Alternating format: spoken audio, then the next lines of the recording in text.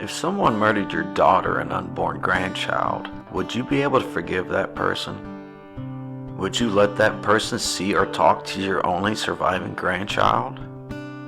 Would you fight for that person's early release from prison? I am Bill Swafford and I am your host of Murder. So we got a killer on a run in Ohio. I am continuing on with 88 counties of murderers in Ohio. In this episode, I will be talking about a case from Stark County.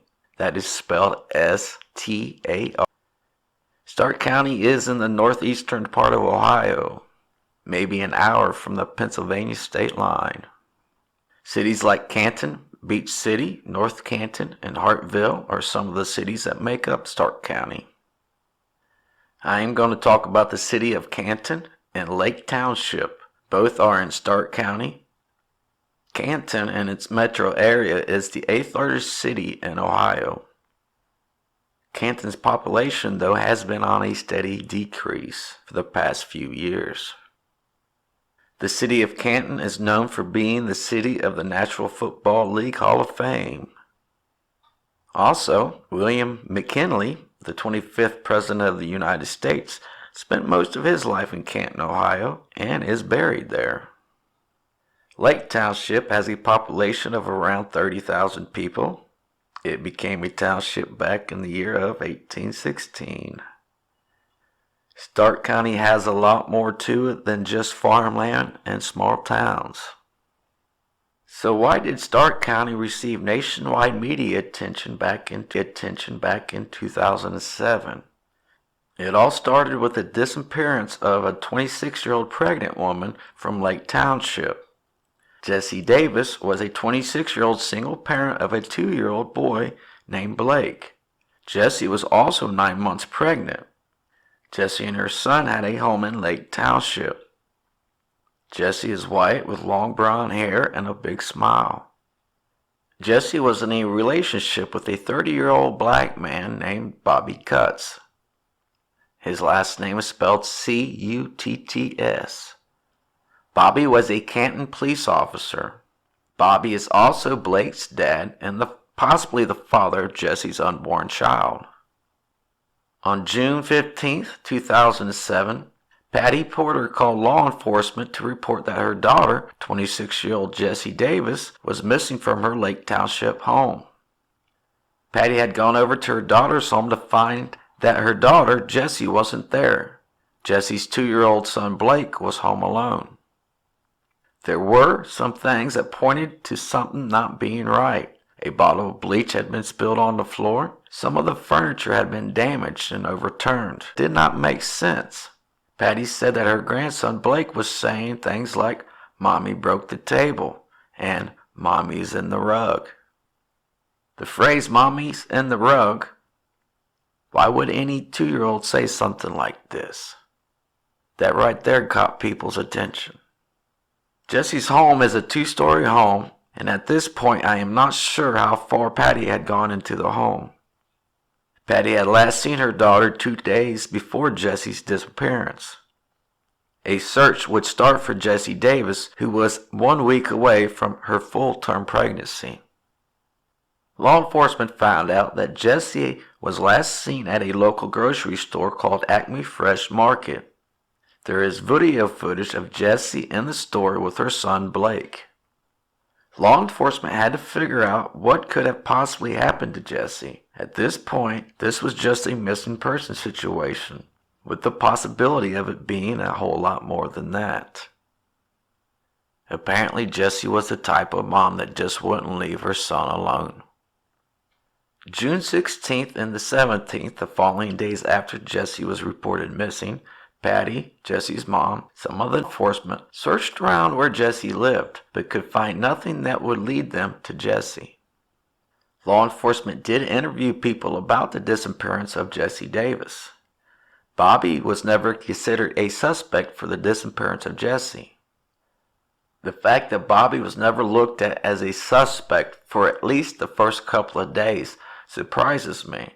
Bobby had secrets of his own. Bobby was actually married, but separated.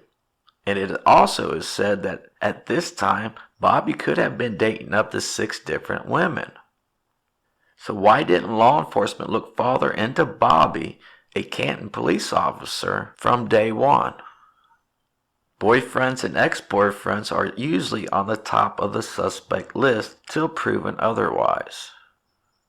I would like to mention that at this time Bobby was on paid administrative leave, and that the Canton Police Department did handle some of the investigation into the disappearance of Jessie Davis. He was on paid leave for something else. Thankfully, the FBI and Stark County Sheriff's Department got involved. The FBI and Sheriff's Department got involved because there was evidence of foul play. Gators is what 2-year-old Blake had said, "Mommy's in the rug." The FBI and Sheriff's Department would continue to question Bobby. On June 20th, they would search Bobby's home in Plain Township. During this search, investigators removed boxes and bags of items from Bobby's home. This was still being treated as a missing person case. Investigators had to prove that a crime had been committed. A group of volunteers of almost 2,000 people would search for almost 3 days looking for Jessie. There were times that Bobby did volunteer to help look for Jessie. On June 23rd, 8 days after Jessie was reported missing, a body was recovered in Summit County. Summit County is north of Stark County. The body was found at Hampton Hills Metro Park area. This would be around 25 miles north of Jessie's home in Lake Township in Stark County. The area where the body was found was heavily covered with trees and brush. The body had been left unburied in a field not too far from a dirt road that led to a parking area. The body was badly decomposed and could not be identified at that time. The body was found on June 23rd, a Saturday, at around 3:30 p.m. The following day, the Summit County coroner would possibly identify the body as Jessie Davis. The cause of death could not be determined because of how badly the body had been decomposed. The coroner would have to use dental records to positively identify the body. Now on June 23rd, the same day Jessie's body was found, 30-year-old Bobby Cutts, a Canton police officer, was arrested by the FBI and Stark County Sheriff's Department. The Canton Police Department had no part in the arrest of one of their officers. You might be wondering how law enforcement found Jessie's body in a different county. There were rumors that Bobby had helped lead the investigators to the body, and those rumors were confirmed. Bobby and his lawyer had gone to the FBI office. Bobby gave the investigators the location and directions to Jessie's body. Bobby and his lawyer and federal agents drove to Summit County. While in the back seat, Bobby gave more directions. Once they were in the park area, they drove around for about 90 minutes because they could not find the place that Bobby described. So they stopped and regrouped. They figured that Bobby called Jessie's phone around 7:14 a.m. They asked if Jessie was still in the vehicle at that time. Bobby said that she was still in the truck at that time, but not that much longer after that. Somehow they figured out that they were too far south, and they headed north and eventually found the right spot. Jessie's body was in the tall grass and brush down a slight embankment on top of a burgundy and gold comforter. So did Bobby admit to murder? No. Bobby gave investigators 2 different stories about what happened to Jessie, which investigators feared happened on June 14th of 2007. Bobby's first story was that he had gone over to Jessie's house and had gone inside. Jessie was on the floor and she had reached up and grabbed Bobby by the waistband of his pants. Then her eyes rolled back into her head and she died. Bobby said that he freaked out because he knew no one would believe him about what happened, so he hid the body. This was the story from a police officer. Why would a police officer think no one would believe him if he did nothing wrong? This doesn't even sound right to me. The second story that Bobby gave put Bobby over. Bobby said that it all was just an accident that he tried to cover up. Bobby's second story had him going over to Jesse's house to pick up his son Blake. When Bobby showed up at Jesse's house, Blake was not ready to go. Bobby had gone upstairs to Jesse's room where he found Jessie sitting on the floor. Bobby asked her what was wrong, as she had said nothing was wrong, that she was just tired. Bobby told Jessie that she needed to get up and get Blake ready to go. Jessie did not get up, which frustrated Bobby, so Bobby grabbed Jessie by the arm and forced her to get up. An argument started between the two, and Bobby said that he had tried just to leave, but Jessie had gotten in his way and grabbed a hold of him. Bobby broke free of Jessie's hold on him, and he swung back with his elbow and elbowed Jessie in the throat. Jessie fell to the floor as Bobby was walking to the door. Bobby knew something was wrong and tried to give Jessie CPR, but Jessie had died. After giving this second story to the investigators, Bobby repeated that he felt he had to hide the body because no one would believe that Jessie's death was an accident. It's hard to believe something was an accident when someone goes so far to cover up what happened, especially when this person is a cop. This all happened while 2-year-old Blake was in the house. Bobby said Blake was asleep while the argument was going on. So why did Blake say Mommy broke the table? Or why did he say Mommy's in the rug? Apparently Blake seen something. The prosecution would have to prove that this was no accident. That would be hard to do when Jessie's cause of death could not be determined. On August 1st of 2007, the medical examiner said that the cause of death could not be determined and that Jessie's death was considered an unspecified homicidal violence, which means she was murdered. Only 2 people know what happened on June 14th at Jessie's home. That's Bobby and Jessie. And unfortunately, Jessie can't give her side of the story. However, there was another person who got arrested for this crime. A black lady named Maisha Farrell. Bobby and Maisha were friends. They had graduated together in 1995 from Glen Oaks High School. They were possibly more than just friends. Investigators searched Maisha's apartment for evidence in the case.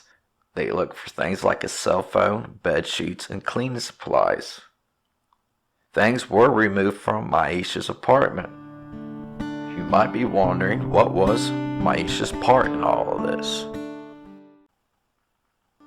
After Jessie was dead, Bobby wrapped Jessie's body in a rug and then put Jessie's body in the back of his truck. Bobby then drove over to Maisha's place. Maisha worked at Denny's restaurant and had been up all night with friends. Bobby showed up at her place needing help and someone to talk to, so she got into the truck with him. While in the truck, Bobby was talking all over the place. Something was wrong with Bobby's baby's mama. At this point in time, Maisha did not see anyone else in the truck. Maisha asked Bobby what happened. Bobby made a choking motion with his hand, but nothing much was said about what. To an open spot, Bobby stopped the truck. They both got out of the truck. That is when Maisha saw Jessie's feet in the back of the truck. The rest of Jessie's body was covered in a blanket. There were also white trash bags that contained some of Jessie's stuff in the back of the truck. This is when Maisha said that she did not want to see any more. Bobby got Jessie's body out of the truck and walked away from the truck. Maisha had gotten back inside of the truck. Bobby returned to the truck without the body, and then they drove off. They made a stop at a gas station. They had stopped and Bobby had washed out the back of his truck. He had bought mulch to put in the back of his truck. He was trying to hide any evidence that Jessie's body was in the back of his truck. Then they drove back to Bobby's place in Plain Township. While on this drive, Bobby made 2 phone calls. One call was to let someone know that he would be late for football practice. Bobby was a football coach to young teenagers. Bobby was still planning on going to football practice. This is not the actions of someone who feels guilty about an accident that led to the death of his girlfriend. Remember, I am talking about someone who is a police officer. The second call that Bobby made was to Jessie's cell phone. Now this phone call could have been made while they was on the way to drop off Jessie's body or after. But Bobby left a message on Jessie's phone asking why Jessie had not dropped off Blake. It sounds as though Bobby had thought that he had this pretty well planned out. Bobby then handed a pink cell phone to Maisha. Maisha did not ask who the pink cell phone belonged to. She knew that it was Jessie's cell phone, not Bobby's. Maisha had thrown the cell phone out the truck window. They made it back to Bobby's place in Plain Township. Bobby took a shower and got dressed for football practice while Maisha waited on him. As Bobby was getting dressed, he asked Maisha if she could see any marks on his chest, which she replied not really. Maisha noticed that Bobby's pinky was hurt, and she asked Bobby what happened, referring to Jessie. At some point, Bobby and Maisha had gone separate ways. However, Bobby would call Maisha the next day. Bobby told Maisha that his baby's mom had gone missing. Maisha thought Bobby had gone crazy. Bobby told Maisha that if anyone wanted to talk to her, to tell them that she was supposed to babysit Blake, but Jessie had never dropped off Blake. It's hard for me to believe that a police officer went through this much to cover up an accidental death. I believe this was murder.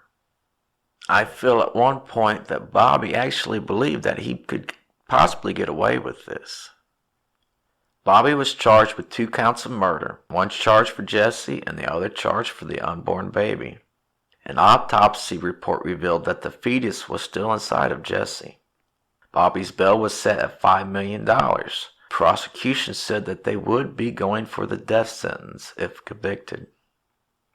Maisha was charged with obstruction of justice. Before things could even go to trial, though, Maisha took a plea deal and traded her testimony against Bobby for a 2-year prison sentence. Bobby was suspended from Canton Police Department without pay. 4 days after Bobby's arrest, Bobby's wife filed for a divorce. Why wasn't Bobby fired from the police department at the time of his arrest? Canton Police Department said that they had been wanting to fire Bobby for some time, but never did. Bobby did not have a perfect police record.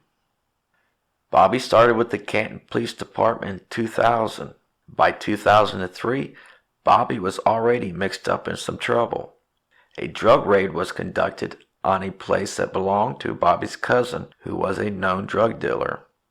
During that drug raid, a gun was found under a bed mattress. The gun belonged to a police officer named Bobby Cutts. Bobby had at first reported the gun stolen, and then he said that he gave his gun to his cousin for protection. The Canton Police Department was ordered to reinstate Bobby as a police officer. I am surprised that Bobby was hired as a police officer in the first place. Bobby would have been on probation for something else in 2000. In 1998, Bobby pled no contest to a disorderly charge after he was accused of breaking into an ex-girlfriend's home. I was always told that pleading no contest to a charge is the same as pleading guilty. Bobby got 3 years probation for that, which means he would have been on probation at the time he was hired as a police officer, or he just got off probation right before he was hired by the Canton Police Department. After Bobby's arrest, more women came forward saying that they were also dating Bobby. Bobby was married but separated and dating 6 women at the same time. One would think that this was too many women for one man, but apparently not for Bobby. Investigators discovered that Bobby had been on an online dating website while everyone else was out looking for Jessie. Investigators believe that Bobby last logged into the dating site the day before he led them to Jessie's body. In 2006, Bobby had primary custody over his young daughter that he had with another woman who lived in California. In January of 2007, around 4 months before Jessie's murder, Bobby was accused of child abuse. Bobby's daughter was examined by a California doctor who saw signs of abuse. Bobby was accused of hitting, biting, and throwing things at his daughter, plus talking about things with a sexual nature to the young girl. A bitter custody battle would start up because of this. A judge would rule that the young girl should stay in her mom's care. After Bobby's arrest for murder, his legal actions to get custody of his daughter were dismissed.